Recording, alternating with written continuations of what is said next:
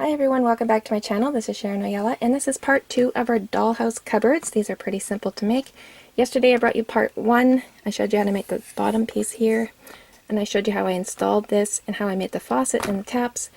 So today I got up all inspired to finish the cupboards off, so I made this corner piece here and the shelves in between. Made a lot of mistakes along the way, but I ended up fixing those and they turned out pretty cool. So the purpose of this video is just to bring you some inspiration, maybe spark some ideas for you.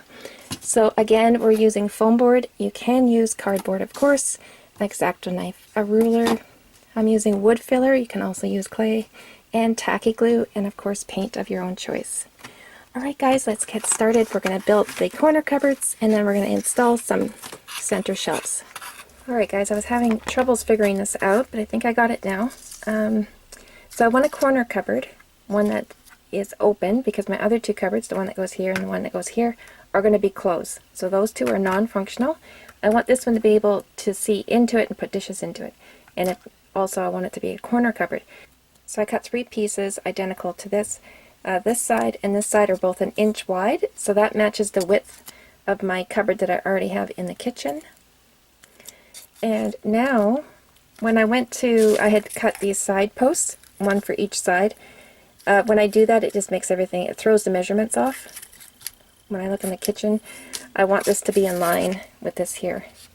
So I can't do it that way. So what I've come up with is I cut 3 tabs here, 3 little short posts. And I'm going to glue these in between the first 2 shelves, and that will get me started.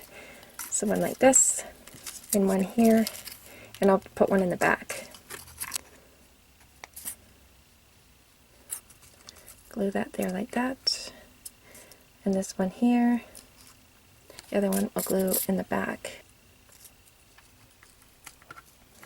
And now I'm going to glue on the top of these. And then set this right on top. Okay, now I'm going to set that on there. I'm going to let that set for about 20 minutes or so. My actual cupboard has to be 3 inches tall to match the first one I made. So I might end up putting another shelf in there. So I've just cut these. I'm going to glue them in place, and then I'll worry about that other shelf if I have to make one.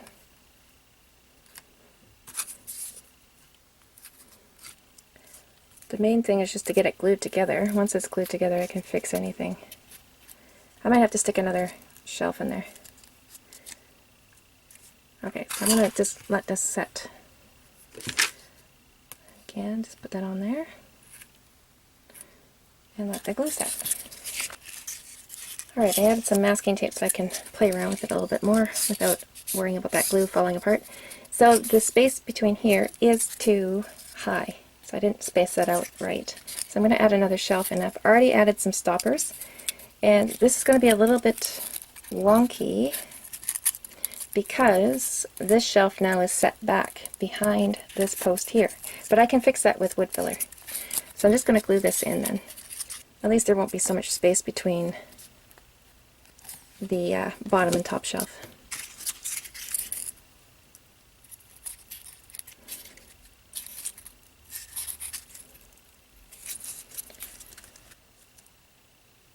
Alright, it's glued together, and now I'm going to put in walls in the back. I wasn't going to do it that way at first. I had another idea in mind, but it'll be better to do these little walls back here. So I'm going to glue those in right now.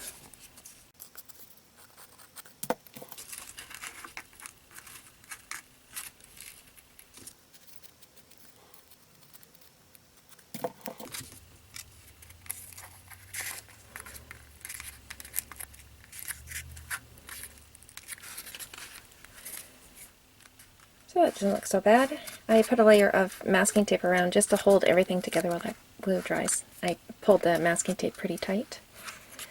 So now I'm going to use my wood filler. I'm going to cover the front here, all of these, and the top and the bottom. I won't be putting wood filler on the back.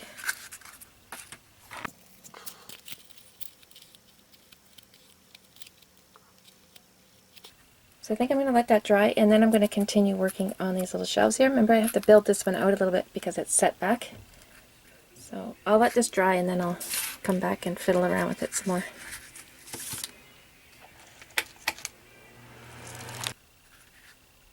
There we go, all ready for the painting.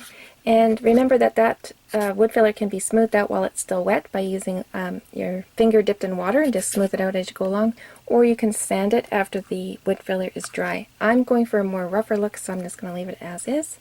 And I think that turned out really great, considering I really didn't have a clue how to do it when I first started. I just kind of pieced it all together like building blocks.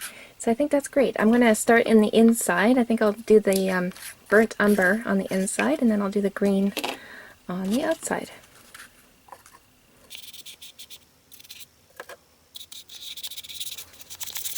I think that looks good. I ended up putting a soft suede inside just to lighten it up a little bit, and that looks really good.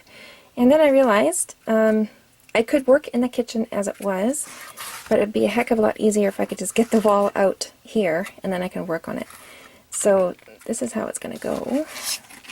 It's going to be like that, and then this here. So now I want to put shelves in between these two. So I'm going to do that with the wall out of the house altogether, and that'll just make my life so much easier. Alright, I think I will do it that way. So what I'm going to do now is the wood filler on the front edge and the top and bottom. I won't put any wood filler on the side because I want these just to fit perfectly in there. So I'll go ahead and do that, and then we'll come back and see what we got. I'm going to paint them as well off camera. So same steps that I did to make this piece here. Wood filler and then paint. It is ready for installing, but first I'm going to just lighten it up a little bit, just like I did with the countertop here with the soft suede. And I just go over very, very lightly. Take the excess off my paintbrush and just lightly go over. And I'll just highlight that just enough.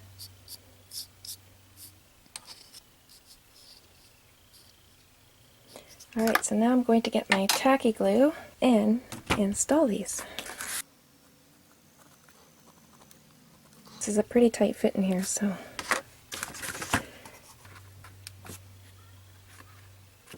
yeah, that looks great. That's cool. I think I'm going to leave this without a cupboard here now that I'm looking at it. I think I like it the way it is. That way I can put tall things here or a little picture or something. I'll figure it out. So what I'm going to do now, because I didn't know I was going to have this part ready for you so fast, because I just got part 1 up yesterday, so this is part 2. So part 3 we'll be decorating this together. So once I get the dishes and the food and all that kind of stuff to put in here, I'll turn the camera back on and we'll do that together. And I'll wait to install this back into the gnome home until we have all the cupboards decorated with food and dishes. So I hope you enjoyed this video and got some ideas to get you started with your own cupboards and your own homes. Thanks so much for watching, and we'll see you super soon.